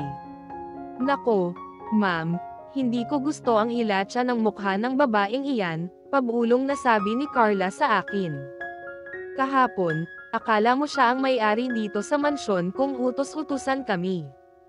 Tapos nagagalit at naniniga pa kapag hindi agad namin nagawa ang gusto niya. Ngumiti lang ako sa kanya at hindi nagbigay ng kahit anong komento. Ang awkward kasi sa pakiramdam, lalo na at dinadala ni Diana ang anak ni Russell, tapos magkasama kami sa isang silid ng lalaking iyon. Kahit sinabi niyang kasal na kami, after ko pumirma sa annulment papers, alam kong hindi magdadalawang isip ang ama ni Russell na mapawalang bisa iyon. Ikaw na ang bahala dyan, Carla. Aakyat muna ako sa taas. Mahinahong sabi at palm ko. Dahil si Melanie ang bantay ngayon kay Riza, kaya bumalik ako sa silid namin ni Russell. Gusto kong kunin ang mga damit ko sa wardrobe, para lumipat sa ibang silid dahil hindi ako komportable na dito pa rin tutuloy, kahit alam ko namang may ibang babae na ang nabuntis niya. Wala si Russell nang pumasok ako. Pinili ko ang maligo at pagkatapos ay pumasok sa wardrobe para magbihis. Gamit ang isang maletang kinuha ko sa loob ng cabinet ay mabilis na inipon ko ang mga damit ko at nag-impake. What are you doing, Bea? Malakas na tanong ni Russell mula sa likuran ko. Hindi ako lumingon at ipinagpatuloy ko ang ginagawa ko. Hindi ba malinaw ang sinabi ko sa'yo? Hindi ka aalis at kahit anong mangyari, hindi kita papayagan na umalis dito sa bahay ko. Matigas ang tinig ni Russell. Hindi ko alam kung galit ba siya o frustrated, lalo na at hindi ako sumagot at wala akong balak na kausapin siya. Just stop it, Bea. Narinig kong muling utos ni Russell, habang nakayuko ako at patuloy na isinisiksik ang mga damit sa kaharap kong malita. Napapikit ako nang bigla akong niyakap ni Russell. Gaya ko, mabilis rin na tumitibok ang puso niya at para bang tumakbo siya ng mabilis. Please don't leave me, baby, mahinang pakiusap ni Russell, habang yakap ako ng mahigpit. Bigla na lang tumulo ang mga luha ko. Ang hirap palang pigilan lalo na at mahal ko siya. Hindi ko alam kung sincere ba ang pakiusap niya, dahil para siyang batang yakap ako at nakikiusap sa akin na huwag ko siyang iwan. Kung aalis ka, dapat kasama mo ako, mahinang bulong ni Russell sa akin. Kinagat ko ang pang-ibabang bibig ko para pigilan ang mga hikbing nakakulong ngayon sa lalamunan ko at pilit na pinipigilan, dahil ayaw kong makita akong mahina ni Russell sa harap niya. Kapag nakita niyang mahina ako, alam kong gagamitin niya ito laban sa akin, para manatili ako sa poder niya. Beatrix, mangyaring wag mong gawin ito, tila hirap ang kalooban na muling pakiusap ni Russell. Ang akala ko mahal mo ako, pero bakit ang dali para sa iyo na iwan ako? Napalunok ako. Hindi ko gustong sagutin ang tanong ni Russell, pero para itong apoy na idinikit sa isang kahon na may lamang palito ng posporo at biglang naglalagablab at sumabog ang kaunting pagtitimping pinipigilan ko. Sabi mo rin, mahal mo ako. Pero bakit may iba na namang babae ang narito sa bahay mo, Russell? At dito mo pa talaga pinatira, kasama ko. Galit at nagpupuyos ang kalooban na single at tanong ko sa kanya. Nakita ko ang gulat, takot at pag-aalala sa ekspresyon ni Russell nang magtaas ako ng mukha at tapunan siya ng masamang tingin. I am sorry, baby. Mangyaring hayaan mo akong magpaliwanag. Kahit paulit-ulit, basta maunawaan mo lang ako. Umiling ako at nagpumiglas sa pagkakayakap ni Russell sa katawan ko. Binaklas ko ang mga braso niya at mabilis tumayo. Dahil ba hindi mo ako mabuntis, kaya sinubukan mo sa iba? Masama ang loob na tanong ko. Siya ba ang pinupuntahan mo, kapag ilang buwan at linggo kang nawawala at umaalis, tapos hindi man lang tumatawag sa akin? No, baby. Please don't think like that. Walang ganyan, hindi ko kayang gawin sa'yo yan. Agad na sagot ni Russell habang panay ang iling at nakikiusap sa akin. Then, paano mo ipapaliwanag kung bakit narito si Diana at nabuntis mo pa? Nakita ko ang pagkalito at takot sa mga mata ni Russell. Akmang hahawakan niya ako, pero isang malakas na sampal ang natanggap niya mula sa akin nang yumigkas ang isa sa mga kamay ko at sinampal siya. Ito ang unang pagkakataon na naging bayolente ako. Ayaw ko sanang humantong sa ganito, pero umabot na ako sa sukdulan. Kahit kailan, hindi kita niloko, Bea. Napailing na sagot ni Russell. Bahagya siyang humakbang paatras at sumando sa dingding. Pwede mo akong sampelan kahit 1,000 beses, hanggang magsawa ka. Ngunit masisiguro ko sa'yo na naging tapat ako sa'yo. Kahit alam kong sinasadya mong huwag magpabuntis sa akin at araw-araw kang umiinom ng pills. Taas noon na tiningnan ko ng masama si Russell. Wala na akong pakialam ngayon kung nalaman niya ang totoo. Bakit ko pa itatago? Masyado nang magulo ang sitwasyon naming dalawa, para isipin ko pa iyon. Sa tingin mo, papayag akong basta mo na lang mabuntis, kung alam ko namang simula pa lang, pangkama mo lang ako, Russell. Nakita ko kung paano siya napailing at ngumisi. Hindi ko alam kung ano ang tumatakbo sa isipan ni Russell ngayon habang malungkot ang mga mata na nakatitig sa akin. You're wrong, Bea. Asawa kita, kaya gusto kong bumuo tayo ng pamilya kasama ka. Kahit alam kong pinilit lang kita.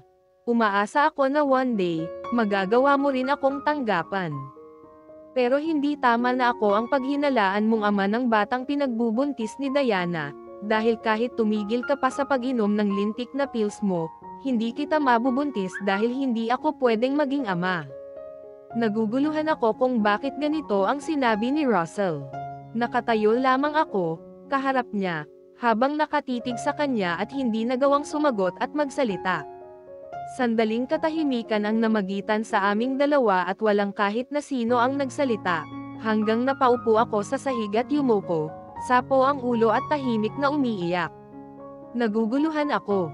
Simula pa lang, alam na pala ni Russell na umiinom ako ng pills pero kahit minsan, wala akong narinig na kahit ano mula sa kanya, kahit papaulit-ulit niyang sinasabi sa akin na gusto niyang magkaanak na kaming dalawa.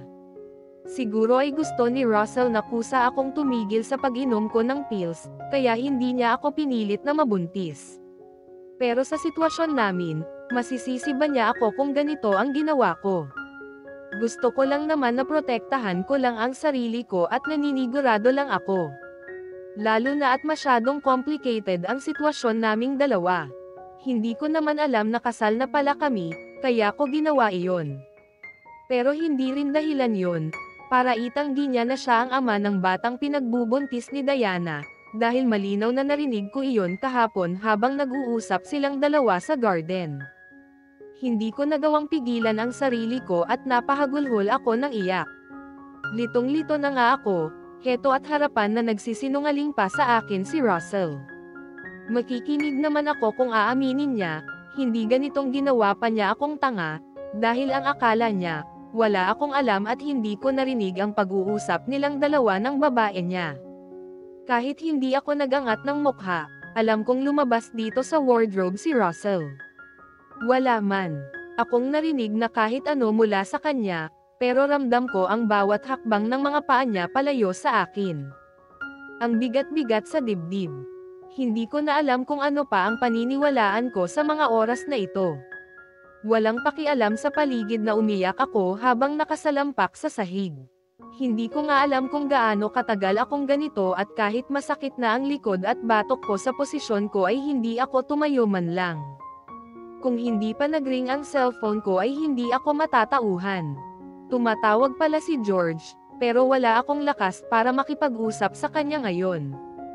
Hirap na hirap ang kalooban ko. Napakaraming nangyari sa loob lamang ng 1 linggo. Masyado na akong affected, emotionally, mentally, pati physically at pakiramdam ko ay hinang-hina ako. Pinilit kong tumayo.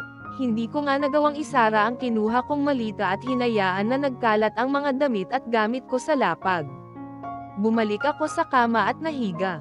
Pakiramdam ko ay kailangan ko ito, dahil nakakaramdam ako ng sobrang panghihina.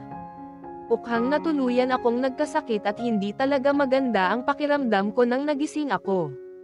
Pero pinilit kong bumangon, dahil bukod sa kailangan kong kumain ng tanghalian ay gusto kong puntahan sa silid niya si Rosa. Matapos maghilamos ay pumunta ako sa silid ni Riza, pero wala dito ang kapatid ko. Mukhang nasa ibaba sila, gaya ng malimit na ginagawa niya sa tuwing narito siya sa bahay at walang pasok.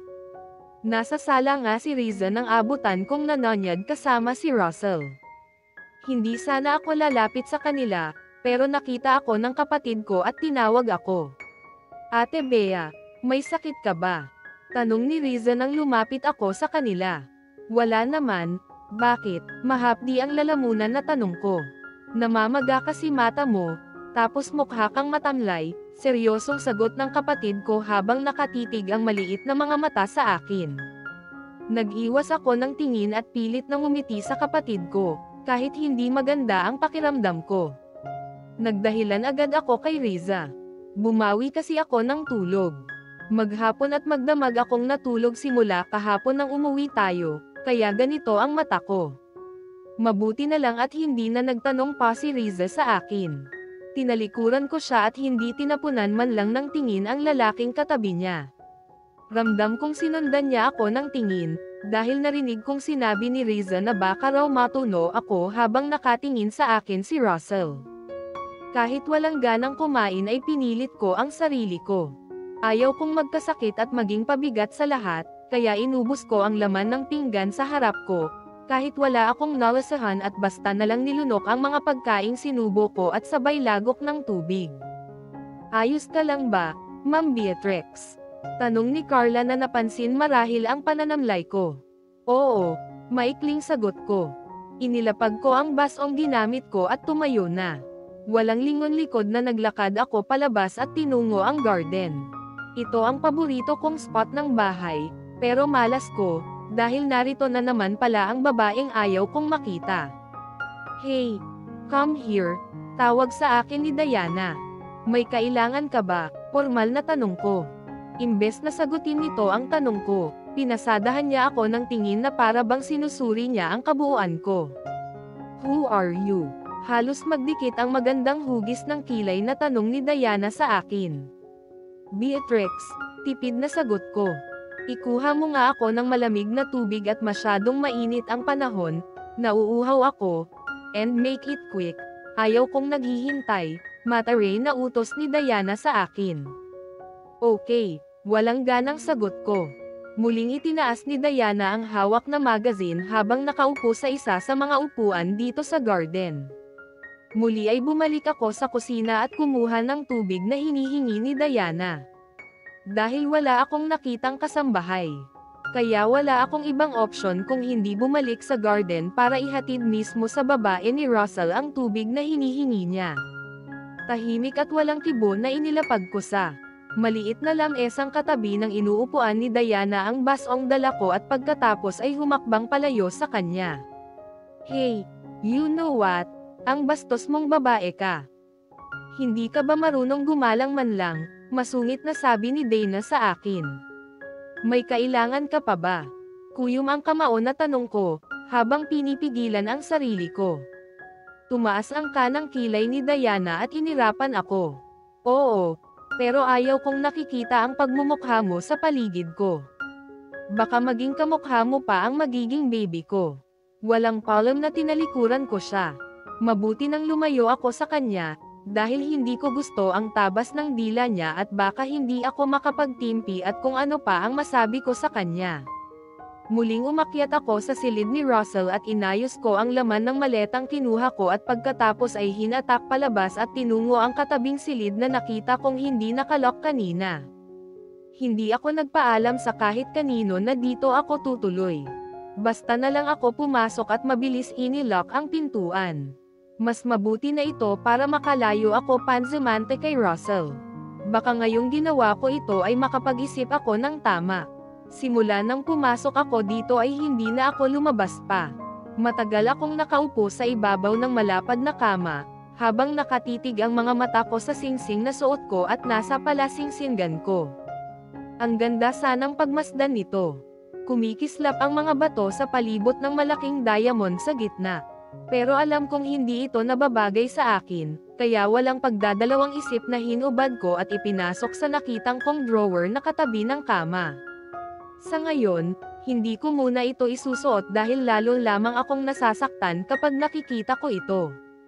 Katunayan ito ng panloloko ni Russell sa akin, at isa sa mga dahilan kaya muntik nang mapahamak ang kapatid ko nang sinugod kami sa hospital ng mga tauhan ng daddy niya, dahil hindi ko sinunod ang utos ng ama ni Russell na hiwalayan ko ang anak niya. Magdamag akong nagkulong sa silid na tinutuluyan ko.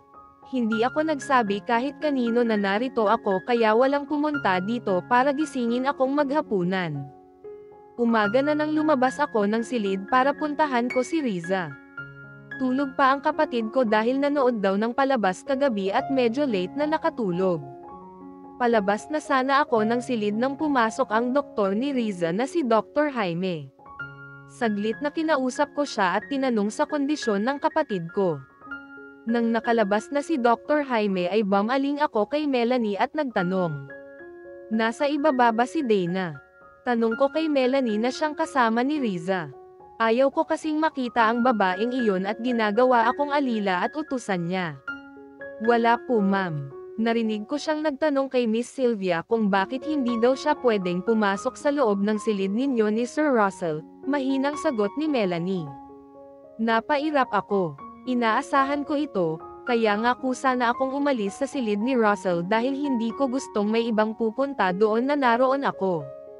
Hindi ko kayang makihati sa ibang babae, lalo na at may anak na silang dalawa ni Russell. Mula sa silid ni Riza ay nagkulong ako sa room na tinutuluyan ko ngayon. Hindi ako nag-abalang bumalik sa loob ng silid ni Russell, dahil isipin ko pa lang na makikita ko si Diana doon ay kumukulo na ang dugo ko. Tama nga ang sabi ng mga kaibigan ni Russell na babaero siya. Maging si Samantha at ganon rin ang sinabi sa akin. Pero ano pa ba ang magagawa ko kung kay Russell nakasalalay ang gamutan ni Riza?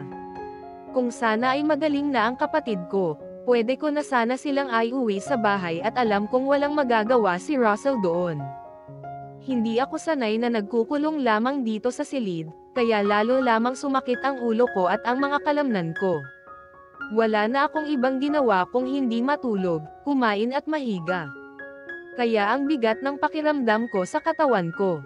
Maaga akong gumising para sana maglakad-lakad sa palibot ng bahay. Nag-aagaw.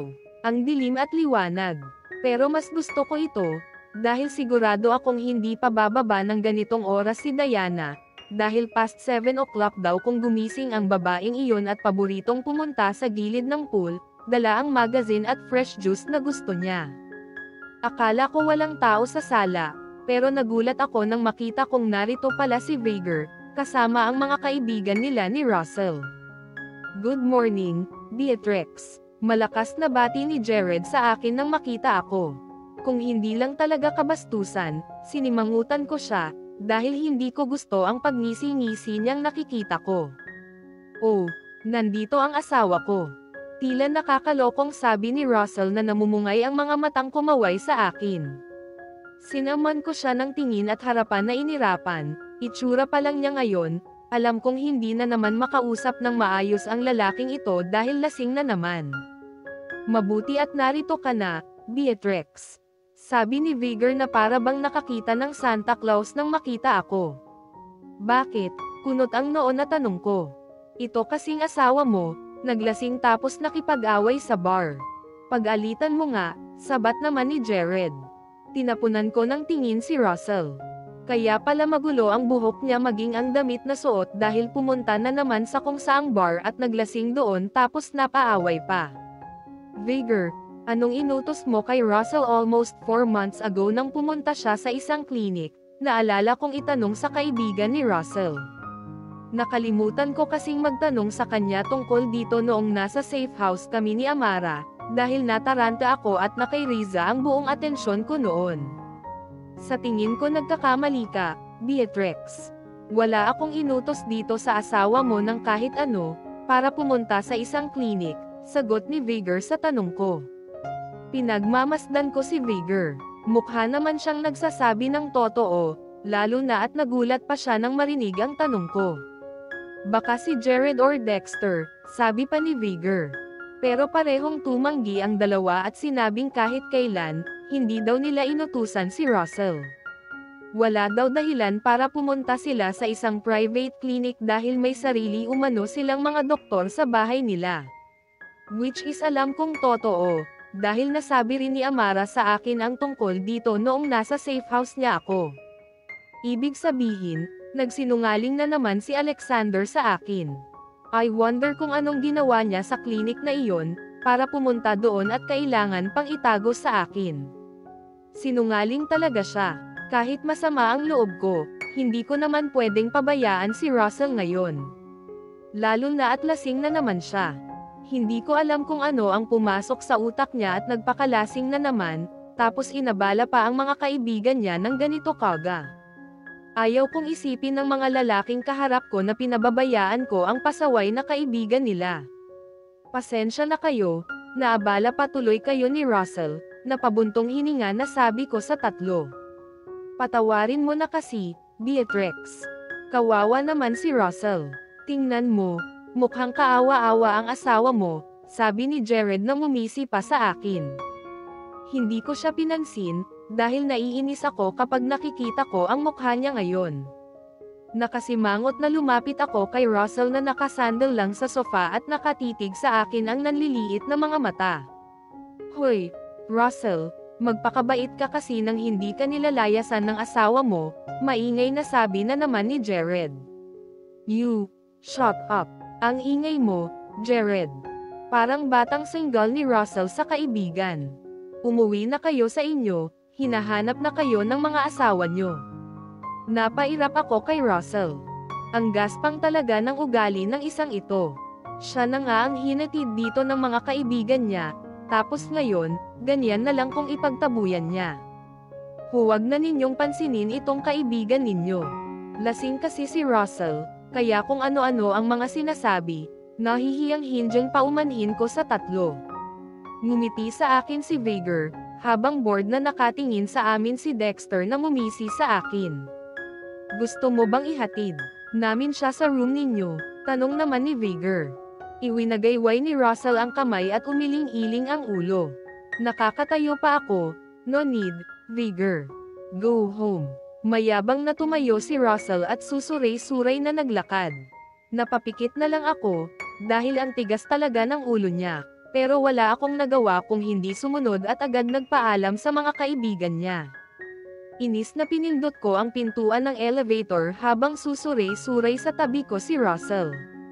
Kahit ayaw ko siyang kausapin ngayon, wala akong choice dahil langgaw siya sa alak. Pumasok ka na, utos ko kay Russell na sumaludo sa akin.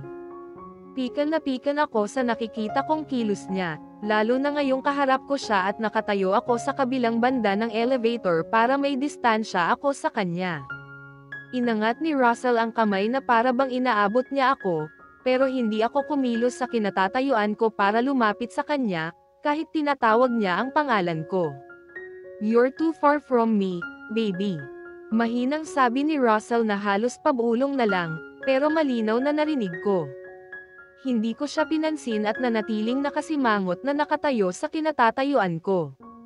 Hanggang bumukas ang pintuan ng elevator. Mabilis lumapit sa akin si Russell. Hinawakan niya ako sa kanang braso at hinatak niya akong palabas. Lasing siya at halos hindi makapaglakad ng maayos, pero ang higpit ng pagkakahawak niya sa braso ko.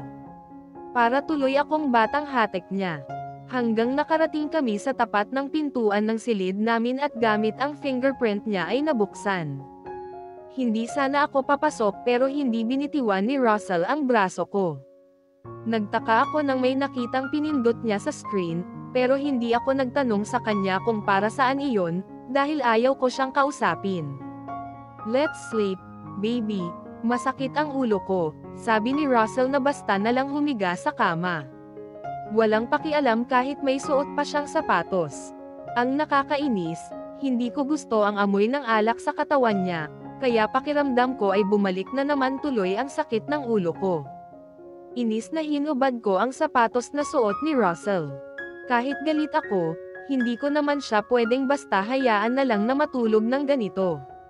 Nagdadalawang isip pa ako kung huhuberin ko ang suot niyang damit o hindi. Dahil ayaw kong lumapit sa kanya at pumipintig ang ugat sa makirot na sentido ko. Hindi ko rin natiis si Russell. Kahit hirap dahil malaki ang katawan niya kumpara sa akin ay pinilit kong habarin ang damit niya.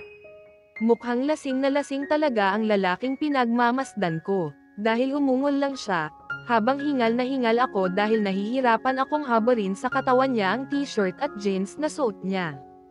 "Baby, I love you," mahinang bulong ni Russell habang nakapikit. Napasimangot ako, sinong baby kaya ang iniisip niya at kahit lasing ay nag-I love you pa siya. Baka baby rin ang tawag niya kay Diana. Ganun daw pag babaero. Dapat isa lang ang endearment, para hindi nga naman siya agad mahuli kapag nagkamali. Sa naisip, bigla ay nakaramdam ako ng kirot sa dibdib ko. Huminga muna ako ng malalim at mabilis bumaba sa kama at tinungo ang pintuan. Nangunot ang noo ko nang makita ko ang kulay pulang ilaw sa screen nang itapat ko ang hinlalaking daliri ko sa scanner. Nanlaki ang mga mata ko dahil unauthorized ang nabasa kong nakasulat. Kaya lalo lamang akong nanggigigil sa inis kay Russell. Walang hiyang lalaking iyon, pinalitan agad niya ang access ko dito sa silid niya porket lumipat ako sa kabilang kwarto.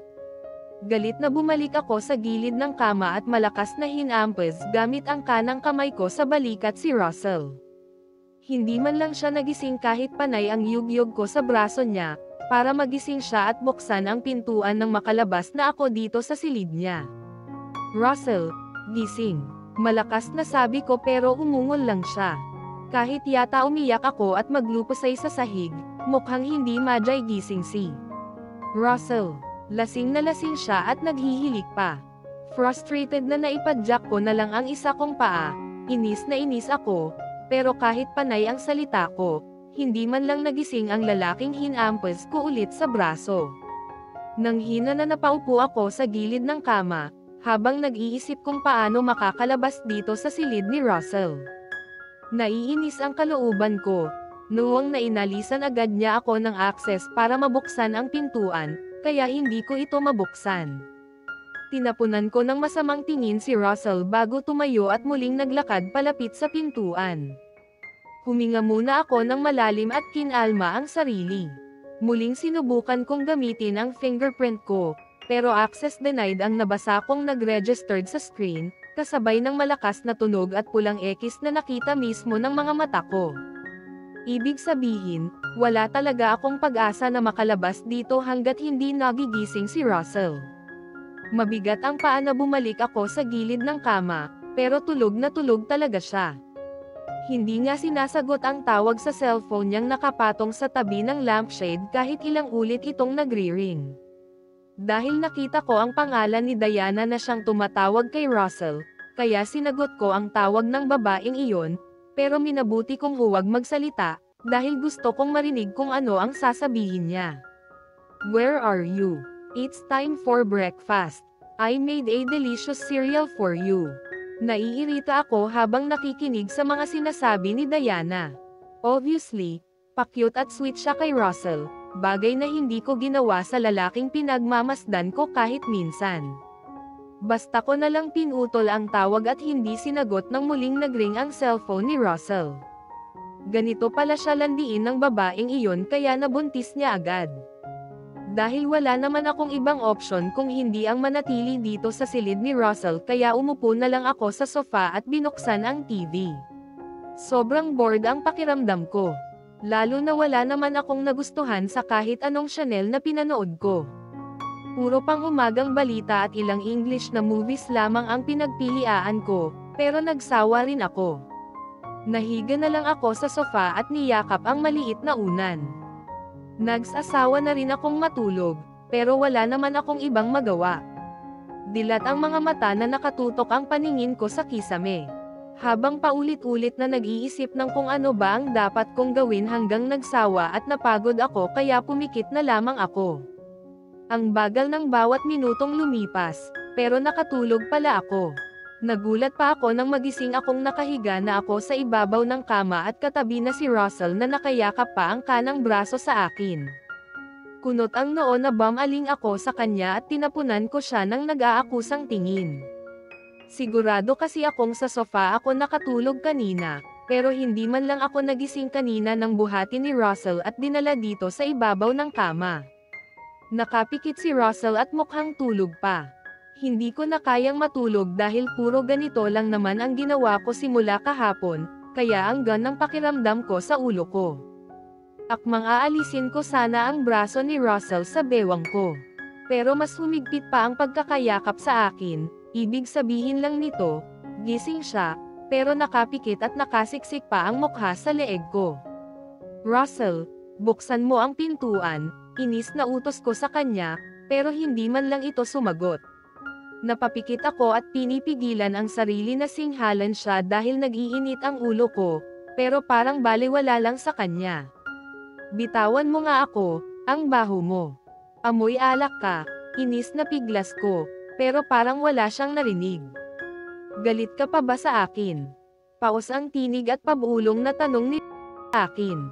Inikutan ko siya ng mga mata. Kung kahapon, galit ako, ngayon, mas galit pa ako. Sino ba ang matutuwa na nalock ako dito sa silid niya tapos?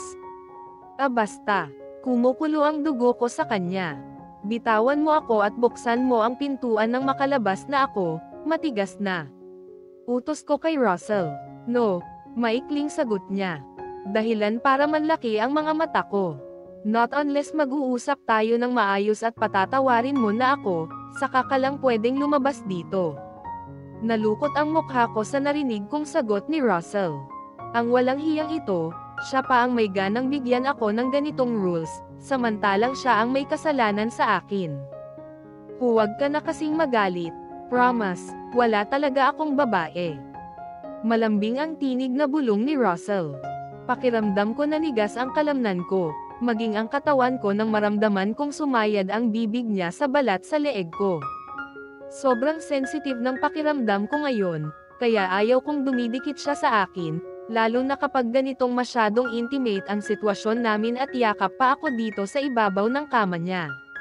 Dati ayos lang ako na ganito kami. Pero simula nang nalaman kong may babae siya at nabuntis pa niya, malaki ang impact nito sa akin. Kaya nagbago rin ang pakikitungo ko sa kanya. Ganyan naman kayong mga lalaki. Kahit huling-huli na, tumatanggi pa rin at gagawa ng paraan para makalusot, nanunulas magnusol na sagot ko.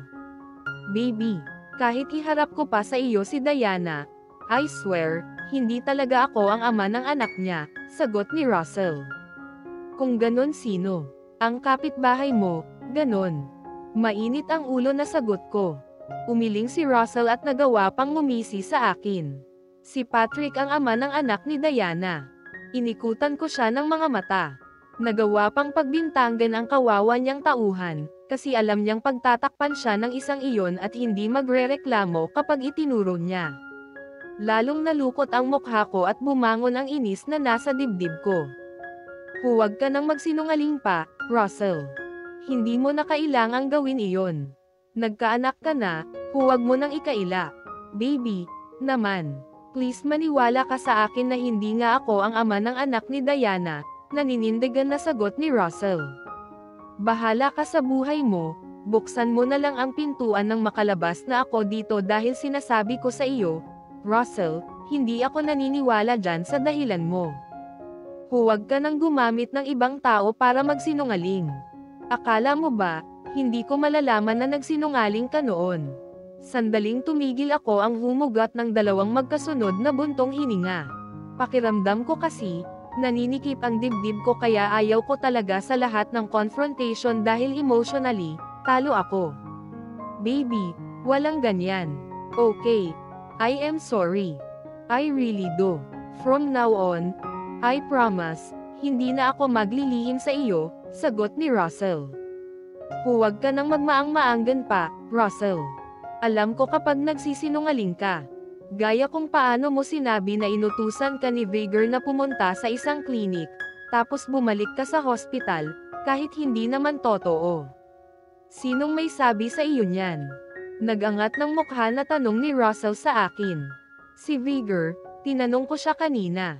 Hindi ba sabi ko sa iyo noon, Tatanungin ko siya. Imbes na sagutin ako ni Russell ay malakas na mura ang narinig ko mula sa kanya. Sinundan pa ito kung paano niya inis na binanggit ang pangalan ni Vigor. Pero wala na akong pakialam dahil galit talaga ako ngayon sa kanya.